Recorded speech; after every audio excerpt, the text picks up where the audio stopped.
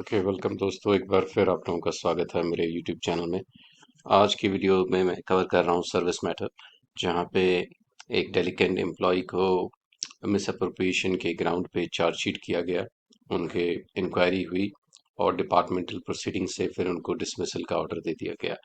So since वो एक central government servant थे, उनका मैटर पहुंचा कैट ट्रिब्यूनल और फिर कैट ट्रिब्यूनल ने फाइंडिंग्स दी, जहाँ पे उनकी चार्जशीट, उनकी इंक्वायरी और उनका जो पनिशमेंट था वो सारा क्वैश कर दिया गया। जो मोटा मोटा क्रक्स ऑफ द मैटर था कि किस बेसिस पे अगर हम पे कोई डिपार्टमेंटल इंक्वायरी होती है, चार्जशीट होती है, वहाँ पे बेसिस क्या रहते हैं, किस बेसिस पे ये सारी चार्जशीट्स क्वैश हो सकती हैं। यही चीज़ मैं आपको सिर्फ रेलिवेंट कोट करूँगा। सो इस जो इनका डिसमिसल का ऑर्डर था, उसमें स्पेसिफिक रिस्पॉन्सिबिलिटी और अकाउंटेबिलिटी नहीं दी गई थी एप्लीकेंट की। इस वजह से जो मिसअप्रोप्रिएटेड अमाउंट उन पे जो चार्ज लगा था कि आपने पैसों का गबन किया है, आपने डिपार्टमेंट को लॉस लगाया है, कुछ स्पेसिफिक ना होने की वजह से उनको जो एलिमेंट ऑफ डाउट मिला और एडमिनिस्ट्रेटिवली जो अप्रोप्रिएट था रिस्पोंडेंट अथॉरिटी को डिटेल्ड इंक्वायरी नहीं की उन्होंने, as per rules 16(1) of CCS rule 1965, जो कि इनका डीओपीटी की ट्रेनिंग गाइडलाइंस भी कहती है। अब जब इन्होंने कोई स्पेसिफिक इंक्वायरी डिटेल नहीं की है, एलिगेशंस नहीं माने जाएंगे।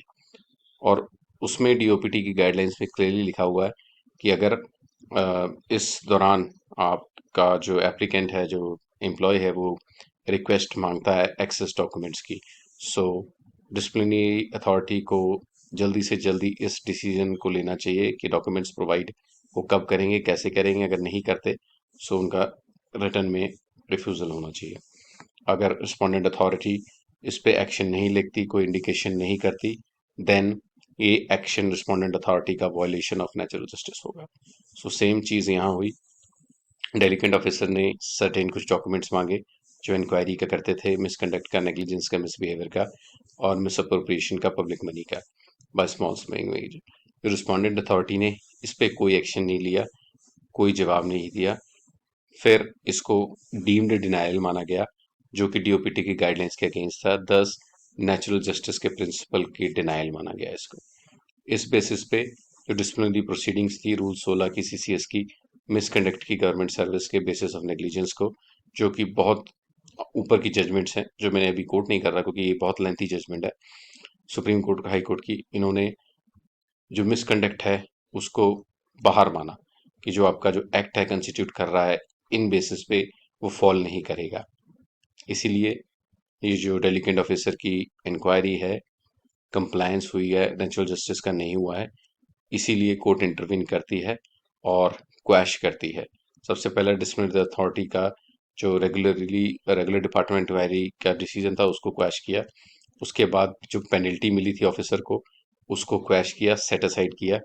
और फाइनली जो इनकी चार्जशीट है, memorandum and each case is set aside, subsequent taken, जो फर्दर इनके स्टेप्स होते हैं डिसिप्लिन प्रोसीडिंग के, वो सारे भी क्वैश और सेट असाइड कर दिए।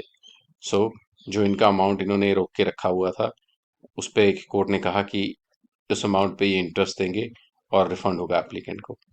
उसके बाद कोर्ट ने कहा कि जो रिस्पोंडेंट है, एज अर्ली एज पॉसिबल 4 महीने में जो इनकी एक्सरसाइज है इस चीज़ की, वो 4 महीने के अंदर पूरी करें। होप ये जजमेंट ने आपको थोड़ा बहुत आइडिया दिया होगा सर्विस मैटर्स में किस प्रकार से कोर्ट प्रोसीड करते हैं।